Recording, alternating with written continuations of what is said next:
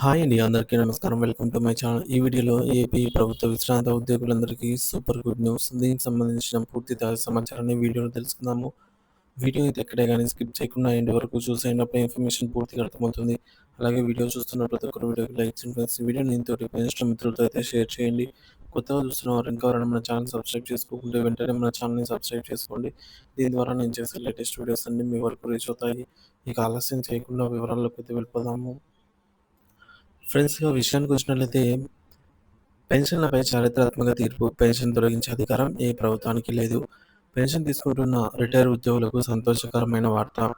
Pension తొలగించే హక్కు ఏ ప్రభుత్వానికి లేదని సుప్రీంకోర్టు ఇచ్చిన చారిత్రాత్మక తీర్పు రిటైర్ ఉద్యోగుల హక్కులను రక్షిస్తోంది. జస్టిస్ వైవి చంద్రచూడ్ నేతృత్వంలోని ధర్మాసనం ఈ తీర్పునిచ్చింది. ఈ తీర్పు యొక్క ముఖ్యాంశాలు చూద్దాము. సుప్రీంకోర్టు తీర్పు వివరాలు. డేట్ 17 డిసెంబర్ 1982న నాటి సుప్రీంకోర్టు చీఫ్ జస్టిస్ గౌరవనీయులైన శ్రీ వైవి చంద్రచూడ్‌తో కూడిన ఐదుగురి ధర్మాసనం గౌరవనీయులైన శ్రీ డిఎస్ నకారా కేసును విచారించింది. చారిత్రాత్మకమైన తీర్పును ఇచ్చినది. తీర్పులోని ముఖ్యాంశాలు: పెన్షన్ ఉద్యోగి ప్రాథమిక హక్కు. పెన్షన్ గత సేవలకు ప్రతిఫలం మాత్రమే. పెన్షన్ ఎవరి దయా ధర్మభిక్షం కాదు. పెన్షన్ రద్దు చేసే అధికారం ఏ ప్రభుత్వానికి లేదు. పెన్షన్ ఆర్థిక న్యాయం చేకూర్చే సంక్షేమము మాత్రమే. పెన్షన్ ప్రతి ప్రభుత్వ రిటైర్డ్ ఉద్యోగి గౌరవంగా జీవించడానికి ఇచ్చే జీవనభృతి అని ఈ తీర్పులో ముఖ్యంగా ప్రధానంగా అయితే సుప్రీంకోర్టు నొక్కి చెప్పింది. సో, ఈ విధంగా పెన్షన్ అనేది ప్రభుత్వాలు దయతో ఇచ్చే భిక్ష కాదు. అది ఉద్యోగి తన జీవితమంతా దేశానికి చేసిన సేవకు ప్రతిఫలంగా పొందే ప్రాథమిక హక్కు.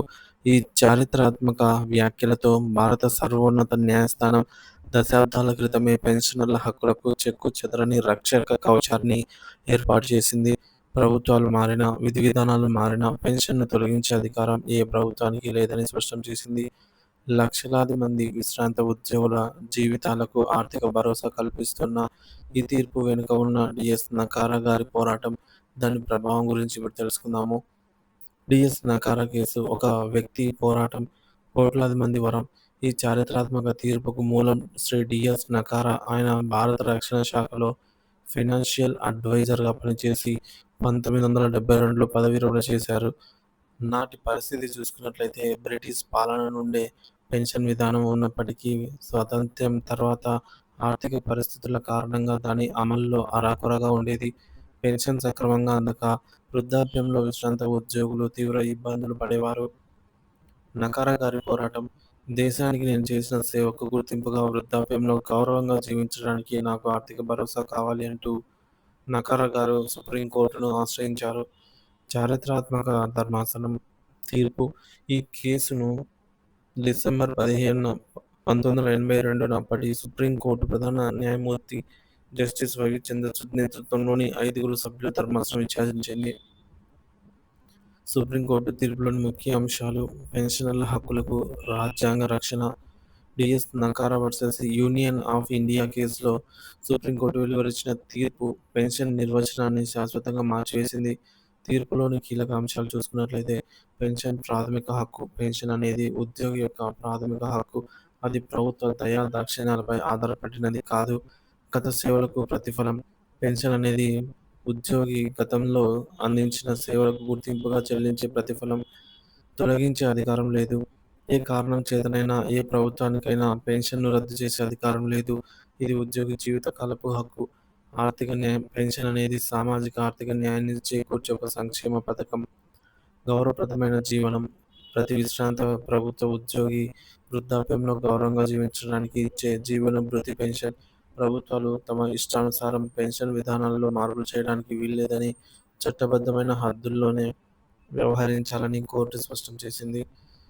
పెన్షన్ పరిణామ క్రమం: రూ. 15 నుండి కొన్ని వేల రూపాయల వరకు. నకారా గారి తీర్పు తర్వాత పెన్షన్ విధానం క్రమంగా బలోపేతమైంది. కనీస పెన్షన్ పరిణామ క్రమాన్ని పరిశీలిస్తే ఈ మార్పు స్పష్టంగా అయితే కనిపిస్తుంది. ఇక్కడ మనం చూడొచ్చు స్క్రీన్ పైన ఫ్రెండ్స్. మినిమం పెన్షన్ అనేది 1961లో రూ. 15 గాను, అలాగే 1975లో రూ. 45 గాను, అలాగే మినిమం పెన్షన్ 1980లో రూ. 100 గాను, 1990లో రూ. 370, అలాగే 1998లో 1275, 2003లో రూ. 1925, అలాగే 2008లో 3350 ప్లస్ డీఏ కూడా కలిసిందనమాట. ఈ విధంగా క్రమక్రమంగా అయితే పెన్షను అభివృద్ధి చెందుతుంది. అంటే అది డెవలప్‌మెంట్ అయితే అవుతుంది. ఆ తర్వాత కాలక్రమేణా బేసిక్ పెన్షన్‌కు కరువు భత్యం, డీఆర్‌ను వయసును బట్టి అడిషనల్ క్వాంటమ్ ఆఫ్ పెన్షన్, అలాగే మెడికల్ రియంబర్స్‌మెంట్ వంటివి జత చేయబడ్డాయి. సో, పెన్షనర్స్‌కి 70 ఏళ్ళు దాటిన వారికి 7% ప్రెజెంట్ అయితే అదనపు పెన్షను. ఆ విధంగానే పెరుగుతుందనమాట. ఏజ్ ప్రతి 5 ఇయర్స్‌కి కూడా పెన్షన్ అనేది పెరుగుతుంది. 50% వరకు పెరుగుతుందనమాట. ఇక మెడికల్ అలవెన్స్ కూడా ఒక రూ. 500 అనేది ఎవ్రీ మంత్ యాడ్ అవుతుంది పే స్లిప్‌లో. ఇకపోతే డీఆర్ కూడా మనకైతే యాడ్ అవుతుంది. ఈ డీఆర్ అనేది బేసిక్ పెన్షన్ పైన plus additional quantum of pension పైన కూడా డీఆర్ అనేది అప్లికబుల్ అవుతుంది. సో, క్రమంగా కాలక్రమేణా పెన్షన్ అనేది ఈ విధంగా ఆహ్, చేయబడిందనమాట. సో, ఈరోజు మనం పొందుతున్న పెన్షన్ ప్రయోజనాల వెనుక దశాబ్దాల న్యాయ పోరాటాలు, సంఘాల కృషి ఉన్నాయి. ప్రస్తుత సవాళ్లు, తీర్పులున్న ఆగని ఇబ్బందులు, సుప్రీం కోర్టు తీర్పులు, రాజ్యాంగ రక్షణలు ఉన్నప్పటికీ నేటికీ పెన్షనర్లు కొన్ని సమస్యలను ఎదుర్కొంటూనే ఉన్నారు. డీఆర్ బకాయిలు జీవోలలో ప్రకటించినప్పటికీ డీఆర్ బకాయిలు సకాలంలో చెల్లించకపోవడం, పీఆర్సీ అరియర్స్, పే రివిజన్ కమిషన్‌కు సంబంధించి అరియర్స్ ఏళ్ల తరబడి పెండింగ్‌లో ఉండడం. ఉదాహరణకు 11 పీఆర్సీకి సంబంధించి జీవో నంబర్ 106 ప్రకారంగా పెన్షనర్స్‌కు చెల్లించవలసినటువంటి పీఆర్సీ అరియర్స్ 2024లో 10%, 2025లో 20%. ఇవి టైం గడిచిపోయినా కూడా ఇంతవరకు వీటి గురించి చెల్లించలేదు. అలాగే డీఆర్ బకాయిలు కూడా జీవోలో 3 ఇన్‌స్టాల్‌మెంట్ పద్ధతిలో 3 సమాన వాయిదాలలో చెల్లిస్తామని చెప్పి కూడా వాటిని ఆచరణలోకైతే ఇంకా రాని పక్షమైతే నెలకొంది. ఇక వైద్య సదుపాయాలు అంతంత మాత్రమే. ముఖ్యంగా ఈహెచ్ఎస్ వంటి పథకాల అమలులో లోపాలు, నగదు రహిత వైద్యంలో పూర్తి స్థాయి అందుబాటులో లేకపోవడం అనేది కూడా మనము చూడవచ్చు. సో, పెన్షన్ అనేది కేవలం నెల నెల వచ్చే డబ్బు కాదు. అది ఒక ఉద్యోగి ఆత్మ గౌరవానికి, దేశ సేవకు దక్కిన గుర్తింపు. డిఎస్ నకారా గారి లాంటి మహానుభావుల పోరాటం వల్లే నేడు కోట్లాది మంది పెన్షనర్లు ఆర్థిక భరోసాతో జీవించగలుగుతున్నారు. ప్రభుత్వాలు సుప్రీంకోర్టు స్ఫూర్తిని గౌరవిస్తూ పెన్షనర్ల హక్కులను కాలరాసే చర్యలకు పాల్పడకుండా వారి సంక్షేమానికి పెద్దపీట వేయాల్సిన అవసరం ఎంతైనా ఉందనైతే ఈ తీర్పు ద్వారా తెలుస్తుంది. సో, ముఖ్యంగా ఈ తీర్పు వల్ల పెన్షనర్లకు సంబంధించి ఏవైతే పెండింగ్ బకాయిలు ఉన్నాయో డి డీఆర్ అరియర్స్ అయితేనేమి, పీఆర్సీ అరియర్స్ అయితేనేమి, అలాగే రిటైర్ అయిన ఉద్యోగులకి కూడా బెనిఫిట్స్ అంత ఈజీగా రావటం లేదు. కొన్ని నెలలైతే సమయం పడుతోంది.